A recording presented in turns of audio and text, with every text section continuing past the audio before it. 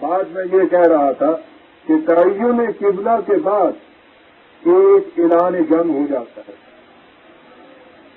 اب باقی ساری دنیا کو معلوم ہو گیا کہ یہ ہمارے ساتھ کوئی مفاہمت نہیں کرنے کی. ان کا نظام اور ان کی پارٹی اور ان کا مقصود اور مقصد اور منزل اور مقصود حیات اور ہمارے ساتھ کسی قسم کا تعلق ان کا نہیں رہا ہے. ہمارے جنگ ہو گیا. کہا کہ یاد رکھو مرحلہ بڑا استقامت پسند اور صبر آزما آ گیا ہے. وَلَنَبْلُوَنَّكُمْ بِشَيْءٍ مِّنَ الْخَوْفِ وَالْجُوعِ وَنَقْصٍ مِّنَ الْأَمْوَالِ وَالْأَنفُسِ وَالثَّمَرَاتِ. اگلی آیت ہے درس کی 2/125. وَبَشِّرِ الصَّابِرِينَ. اوپر کہا تھا نا ان اللہ مع الصابرین. کہا ہم پہلو بدل بدل کر مواقع ہم پہنچائیں گے تمہیں مختلف، جس میں کیا ہوگا؟ خوف، بھوک، مال و متاع کا ضائع ہونا، جانوں کی تلف ہو جانا، کھیتیوں کا، ثمرات کا، بلکہ جتنے کچھ تم کام کر رہے ہیں ان کا محاصل جو کچھ تھا یہ بھی ہو سکتا ہے کہ اس میں تباہ ہو جائے. یہ اب آنے والا ہے مقام، اس لیے کہ تمہارا قبلہ متعین ہو گیا ہے.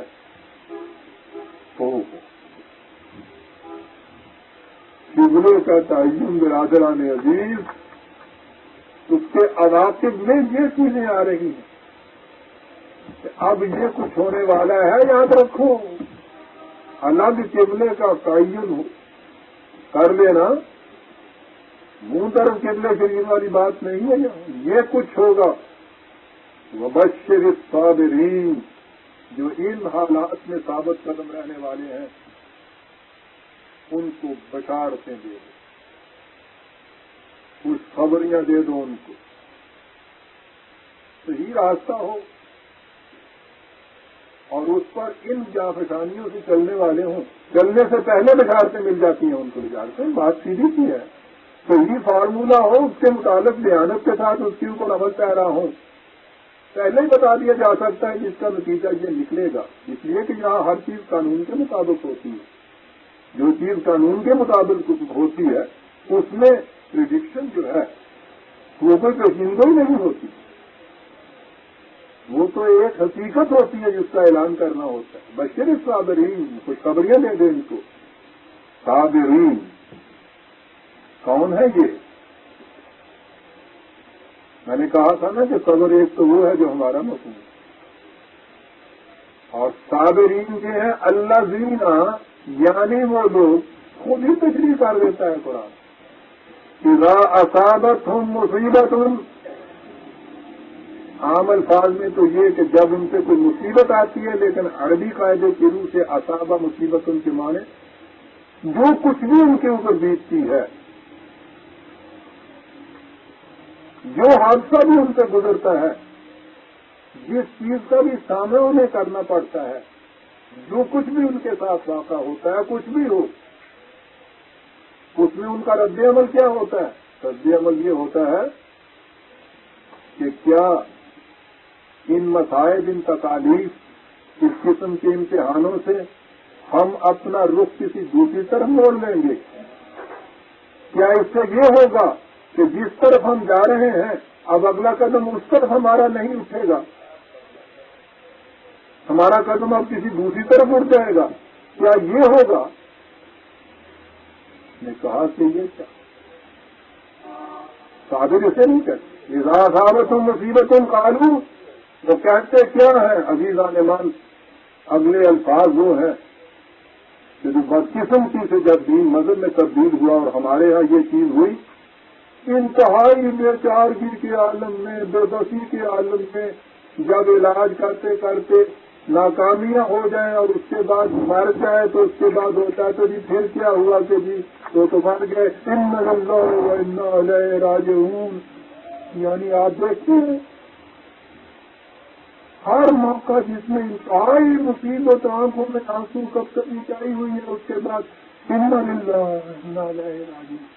دیکھیے آپ قرآن کس مقام سے کہتا ہے کہ یہ جو ان مواقع میں ثابت قدم رہتے ہیں، ہر مشکل کا مردانہ وار مقابلہ کرتے ہیں، جو حادثہ گزرتا ہے اس میں قدم بڑھتا چلا جاتا ہے، ایسے وقت میں جب ان کے اوپر انتہا درجے کا خبرات مرحلہ آتا ہے، وہاں بھی وہ یہ کہتے ہیں انا للہ و انا الیہ راجعون۔ کیا ڈراتا ہے ان چیزوں سے؟ ہم نے اپنے آپ کو خدا کے لیے وقف کیا ہوا ہے، ہمارا ہر قدم اسی کی طرف اٹھے گا، ادھر ادھر جا نہیں سکتا قدم ہمارا۔ اللہ پہلا ہی فکرہ انا للہ، بابا ڈرے تو وہ جس کا کچھ اپنا ہو، ہمارا اپنا تو ہے ہی کچھ نہیں، اس لیے ہمارا کیا دوڑنا ہے کہ ہم نے تو یہ دونوں چیزیں بھی بیچ دی ہوئی ہیں، مال اس وقت ہے ہی نہیں، وہ پہلے بھی جائے، باقی رہی جان وہ ہم نے پہلے بیچ رکھی ہوئی ہے، وہ ہمارے پاس ہے، مانگتے ہیں جا کے اگر کیا کہتے ہیں تو وہ چھٹی ہوئی ان سامنا جو ہے اللہ کی کہتا ہے انا للہ، کیا لفظ ہے عزیزان مان، یہ للہ کے لام میں اس نے قیامتیں بھر دی ہیں۔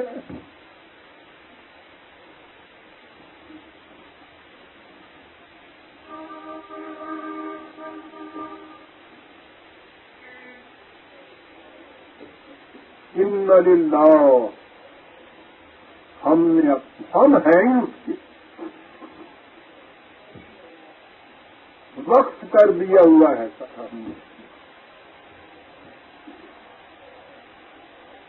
ہم اس کے ہیں، ہمارا پوچھنا کیا، اس کے لیے ہے یہاں بیٹا واپس یہ عزیزان من للہ، اس کے پروگرام کے لیے ہم نے وقت کیا ہوا ہے، نام یہ ہے، یہ اس کے ہے نہیں، اس کا ترجمہ نہیں ہوتا، اس کے متعین کردہ مقصد کے حصول کے لیے ہم نے وقت کیا ہوا ہے اپنے آپ کو، اس لیے ہمارا سب کچھ جو ہے وہ اس کے لیے وقت ہو چکا ہوا ہے۔ اس ایک قطرے کا مجھے دینا پڑا حساب، خون جگر وضیعت وزران یاد تھا، تو ہمارے تو پوری مجھے تو ایک ایک قطرے کا حساب دینا پڑتا ہے۔ للہ ایک وہ اپنا، باقی جو کچھ عشق میں ایک تم ہمارے ہو، باقی جو کچھ ہے سب تمہارا ہے۔ انا للہ، کیا بات ہے، کتنی بڑی بتا اپنے لیے مختص کیا ہے، اللہ اپنے لیے رکھ لیا اور باقی جو سب کچھ ہے وہ کہتا لے جاؤ بے شک، دادا جی یہ نہیں تمہیں ایک تم ہمارے کو، باقی جو کچھ ہے سب تمہارا۔ انا للہ، اور کس انداز سے یہ انا للہ قرآن دوسرے مقام پہ کہتا ہے، رسول اللہ صلی اللہ علیہ وسلم کی زبانی جس ذات اقدس اعظم نے اپنی سیرت طیبہ سے بتا دیا تھا کہ کس طرح سے انسان اور اس کا سب کچھ اس کے لیے وقف ہوتا ہے۔ 6/163 6/163 کل، لیکن سنیے کہاں یہ کہا ہے کل، کیا کہوں، ایک ایک آیت ایک ایک درس کا موضوع بن جاتی ہے۔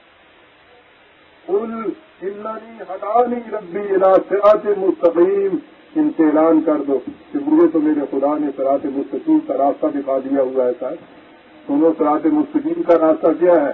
دینن قیامن ملت ابراہیم حنیفہ، وہ راستہ کہ جس کے اوپر مؤسس اعلیٰ ہمارا ابراہیم چلا تھا، یکسو ہو کر چاروں طرف سے کٹ کر سیدھ میں ایک طرف جانے والا، وما کان من المشرکین، شرک اس نے نہیں کیا اس کے اندر۔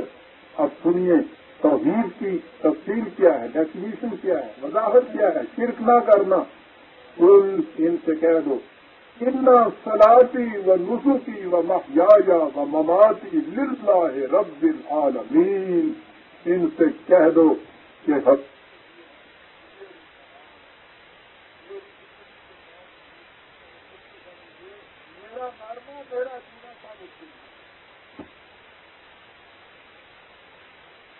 کوئی اور مقصد نہیں اس کا کسی کوئی اور مقصد رہائش نہیں، صرف اس کے دیے ہوئے پروگرام کی تکمیل کے لیے سب کچھ بدزانے کا امیر تو مجھے اسی کا حکم دیا گیا ہے کہ یہ ہونا ہے وَأَنَا أَوَّلُ الْمُسْلِمِينَ، لو میں سب سے پہلے جھکا آؤ، جھکو میرے ساتھ جس نے جھکنا ہے۔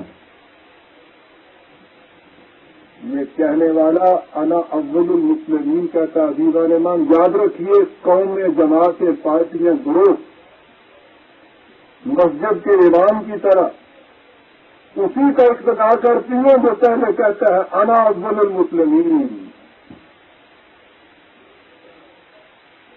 جو یہ نہیں کرتا اس کے پیچھے نہیں کوئی جھکتا۔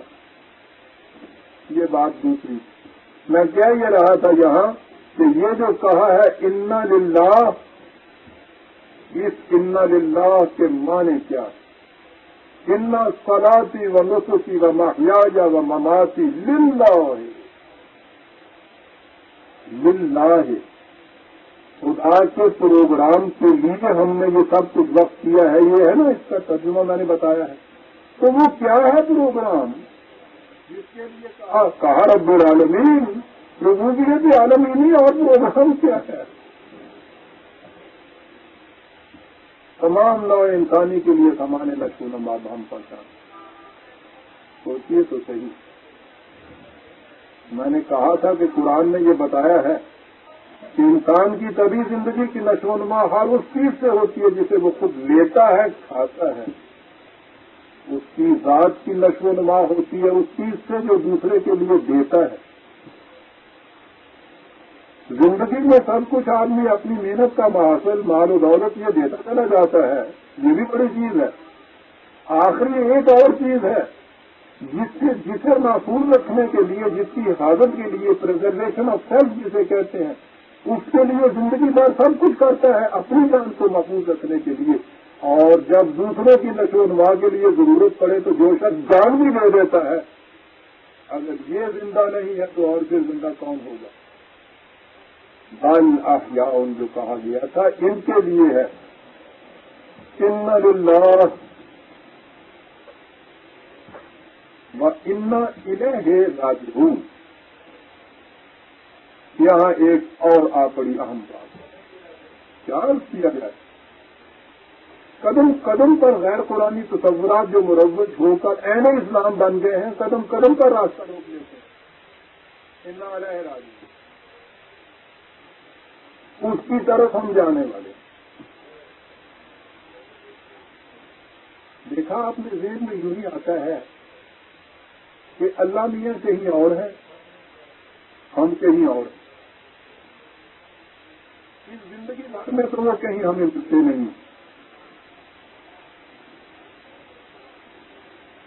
مرنے کے بعد البتہ ہم ان کے پاس چلے جائیں۔ یہاں یہ صورت نہیں، یہاں تو ساری عمر کرتے رہیے میں، راہ میں ہم ملیں کہاں، بزم میں وہ بلائے گے، اور بلاوا ہونا کے موت ہوں انج لڑتے،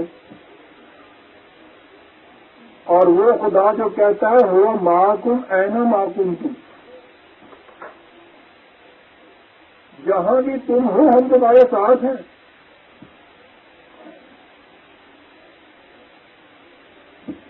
کہتے ہیں نہیں، انا الہ راجی، مرنے کے بعد ہم اس کی طرف جائیں۔ وہ کہتا ہے ہم تمہاری شاہ رگ سے بھی زیادہ قریب ہیں۔ ایک کہتے ہیں شاہ رگ کٹیا ہے، رب مل جائے گا۔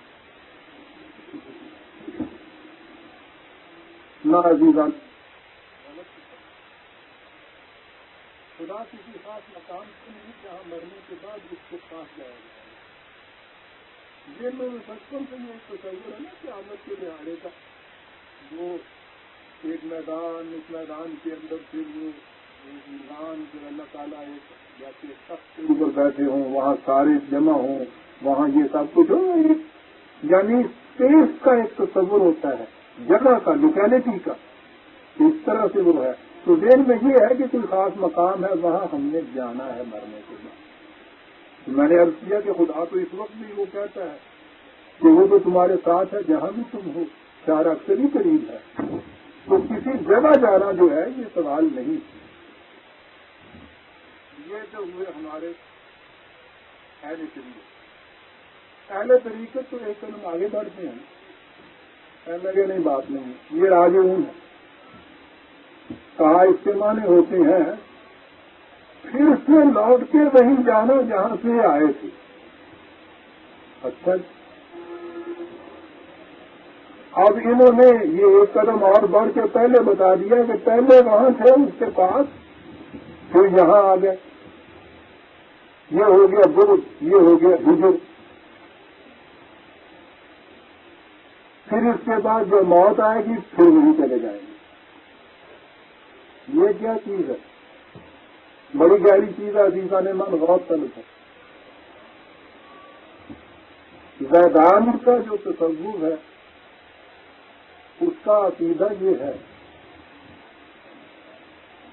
کہ روح جو تھی وہ پرم آتما کی ہے. پرم آتما, مکمل بڑی روح. اس آتما کے حصے یہ انسانوں کی روح جو ہے جسے آتمن کہتے ہیں, انسانی روح, یہ اس کے حصے. اس میں سے یہ نکل کے انسانوں کی روحیں بنی. یہاں آ گئی روح انسانی. یہاں آگے وہ پھنس گئی مادے کے دلدل میں. کھوجے کی دنیا. اب اس روح کے لیے مقصد زندگی یہ ہے کہ اس مادے کی دلدل سے اپنے آپ کو نکال کر پاک صاف ہو کر پھر جا کے اسی میں مل جائے جہاں سے یہ آئی تھی. یہ اسے کہتے ہیں رجعت اللہ, خدا کی طرف لوٹ کے پھر چلے جانا. ویدانت کا یہ عقیدہ ہے. ہندو ان کا تصوف کسے کہتے ہیں. ان کے ہاں یہ ہے کہ اواگون کا چکر اس لیے ہے کہ یہ جو آتما کی, پرماتما کی روح کا حصہ یہاں آ گیا ہے مادے میں, اس کو چکر دیا جائے. ایک زندگی کے چکر میں اگر یہ مادے کا دلدل سے نہیں نکلی یا علائشیں باقی ہیں پھر چکر دیا جائے, پھر چکر کیا جائے. وہ کروڑوں چکر اس کو دیتے ہیں. کہ یہ اتنے بڑے چکروں سے وہ جسے گھن چکر کہتے ہیں, پھر اس میں سے یہ مادے کی علائش سے بالکل پاک اور صاف ہو کر اپنی اصل سے جا ملا. یہ ذرا پروگرام دیکھیے کتنا عظیم ہے خدا کے ہاں کا. یعنی جیسی وہ روح تھی پہلے اس کو وہاں سے الگ کر کے پھنسایا یہاں, دیے کروڑوں اربوں چکر دینے کے بعد یہ بنا کیا ایز یو ور, جس طرح پہلا تھی اس طرح ہو گیا.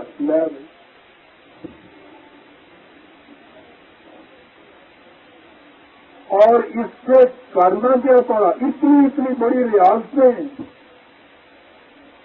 قلعے کاٹنے پڑے, پہاڑیوں پہ کھڑے ہیں, ہاتھ اوپر کیا ہوا ہے, ٹانگ اٹھائی ہوئی ہے, تینوں کے بستر پہ چڑھے ہوئے, 40 دن کے پھاکے کاٹ رہے ہیں, ندیوں میں کھڑے ہیں. کاہے کے لیے کہ اس دن ایسے بننے میں سے پہلے تھے.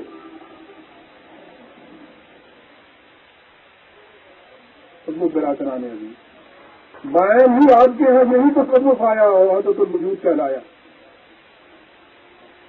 اور اس کے بعد پھر شاعری کے ہفتے کا وشنو از نئے کیوں حقائق نیت نج, ہر جدائی ہر شکایت نیت نج. ہاں بنسری کی لے تو سنو, نجستہ سے کٹ کے یہاں آ گئی. دیکھا ہے شاعری کی تصویرات, کہتا ہے یہ جو بنسری کی لے میں سے رونے کی آوازیں نکلتی ہیں یہ رونا ہے کہ اپنی اصل سے کٹ کے یہاں کی آ گئی. یہ جو فراق ہے, یہ جو ہجر ہے اپنی اصل سے الگ ہونے کا, یہ اس فراق کے نالے ہیں جو بنسری سے سن رہے ہو. اور پھر تشریح کے یہ جسم انسانی منفی ہے اور سارے چھیت ہی آگے نے جن کو آواز نکل چاہیے. والے شاہ کہہ گئے ہے کیا چاہیے 6-5-7 تو دیکھیے تو ہے نا اس میں. جسے یاد ہے وہ کہتے نہیں ہے کہ ہنسے بھی لوگ میاں یہ وجود ہے انسان نہیں اس میں یہ چھید ہے. مولانا کون کہہ گئے نا جی وہ والے شاہ کہہ گئے نا یہ چودھری گال لگے چلی جاتی. عزیز عالمان آپ دیکھتے ہیں کہ غیر قرآنی تصورات کس طرح سے آ کے آپ پہ چھاپ ہی نہیں اسلام کے اوپر لگی. اہل اسلام بن گئے. اہل اسلام کہاں یہی مولانا روم فرماتے ہیں کہ من سے قرآن مذہب برداشت ہے اس کو ہاتھ ایسے سزا استاد. قرآن کا مذہب ہم نے دے دیا ہے. یہ جو ان لوگوں کے پاس جو قرآن ہے معاذ اللہ یہ تو سچوڑی ہوئی ہڈیاں ہماری جو ہم نے کتوں کے آگے پھینک دی ہے.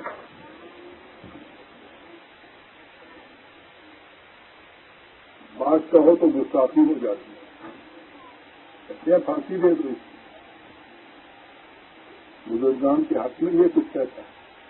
قرآن کو کہاں دے جاؤں وہ گستاخی نہیں ہے. ایک قرآن سے مغز ہم نے نکال لیا ہے اور یہ کچوڑی ہوئی ہڈیاں ہیں جو کتوں کے آگے ہم نے پھینک دی. بہرحال اس کو یہ لوگ کہتے ہیں رجت علم. پھر خدا کی طرف لوٹ کے جانا استعمال کر دیے. وہاں سے آئے تھے پھر وہاں لوٹ کے جانے والی بات یہ تصور عزیز عالمان ویدانت کا تصور آپ کے یہاں آ کے وحدت وجود بنا. پھر یہ مغزی قرآن بنا. یہ عین دین بنا. یہ معرفت کی باتیں ہوئی. یہ سنی ہوئی نہیں ہے دیکھی ہوئی باتیں. کہتے ہیں ہم خدا سے پوچھاتے ہیں یہ سارا کچھ جو کچھ بھی سند ان للہ ہے و ان الیہ راجعون. کیا بات ہے. اول تو دیکھیے آیا کس مقام پہ. اتنے بڑے بڑے امتحانات اور بھوک مال جان کی تباہی میدان جنگ میں جانے دے کے گئے ہوئے مقتولوں میں فی سبیل اللہ استقامت سے یہاں کھڑے ہیں. یہ سارا کچھ ہو رہا ہے اور مل کن کو رہا ہے.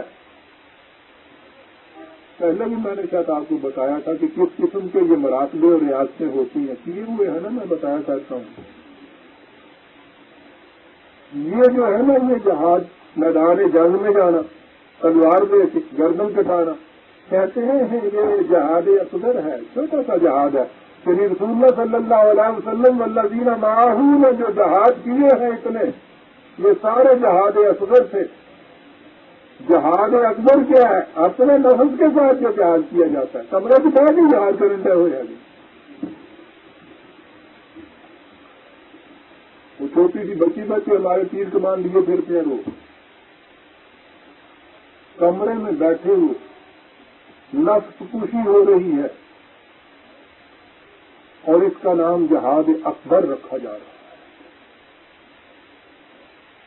چلے ہو رہے ہیں. میں نے عرض کیا تھا قرآن کریم میں یہ حکم تھا کہ سیرو فرار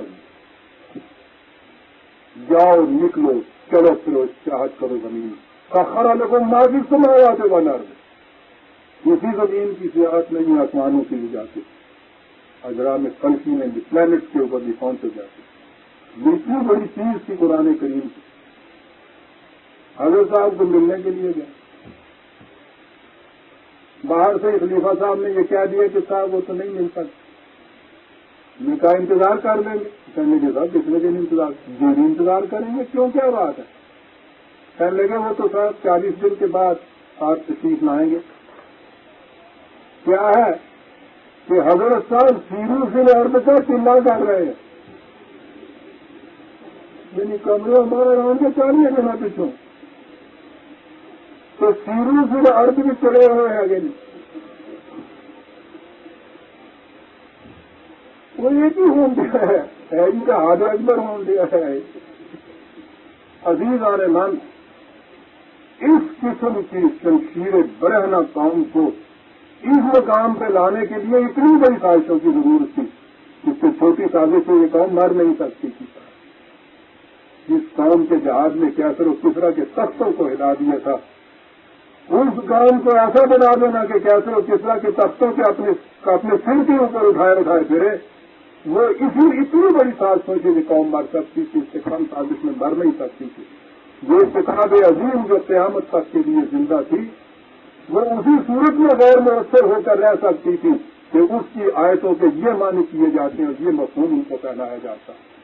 اب انا للہ و انا الیہ راجعون کے یہ معنی رہ گئے کہ ہاں صاحب یہ چیز موت کے بعد وہاں جانے کی ہو یہ گیا کہ کوئی حادثہ اتنا بڑا جو آ جائے جس کی تلافی نہ ہو سکے اور غم کے پہاڑ ہو جائیں، جو ہی آپ سنتے ہیں بے ساختہ زبان سے نکلتا ہے انا للہ و انا الیہ۔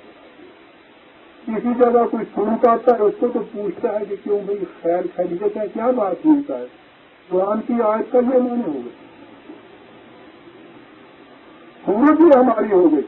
وہ اس سے پیشتر یہ ہوا کرتا تھا، وہ بڑے بڑے پوسٹر لگا کرتے تھے کہ وہ خادم روضہ طیبہ شیخ احمد انہوں نے یہ کہا ہے کہ وہ زلزلے آئیں گے اور یہ طوفان آئے گا، سیلاب آ رہا ہے، تو نمازیں پڑھا کرو، اذانیں دیا کرو، یہ سب کچھ کیا کرو۔ یاد ہے نا آپ کو؟ یہ لگا کرتے تھے پوسٹر، ہر جگہ لگا کرتے تھے پوسٹر کا۔ تو وہ پوسٹر لگا ہوا تھا اور لوگ پڑھ رہے تھے۔ کچھ مراضی آ گیا، کہنے لگا کی ہے، کہنے لگا مکی شریفوں آیا ہے اشتہار کی ہے، کہنے لگا یہ لکھا ہے تو یہ طوفان آئے گا، زلزلے آئیں گے، نمازیں پڑھو، روزے رکھو، سب کچھ کرو۔ کہنے لگا مکیوں کبھی خیر بھی خبر نہ آئے۔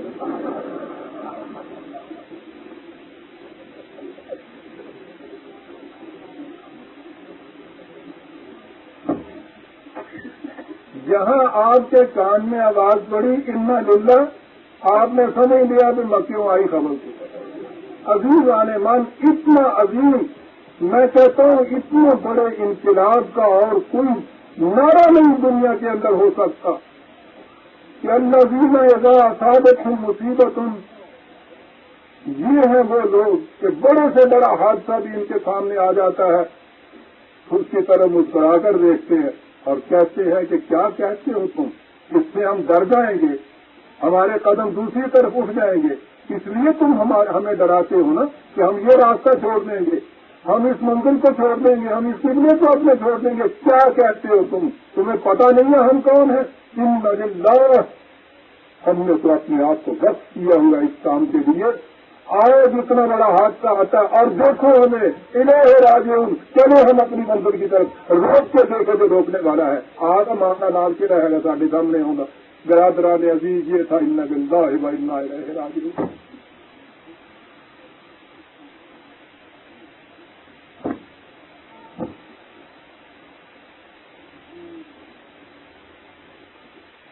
وقت ہو گیا اور کچھ آج سینے میں میرے درد سوا ہوتا ہے، آگے ہمت بھی نہیں نظر آتی، اور اس لیے بھی کہ آگے جو کچھ کہا گیا ہے اللہ اکبر، جان نظر دینی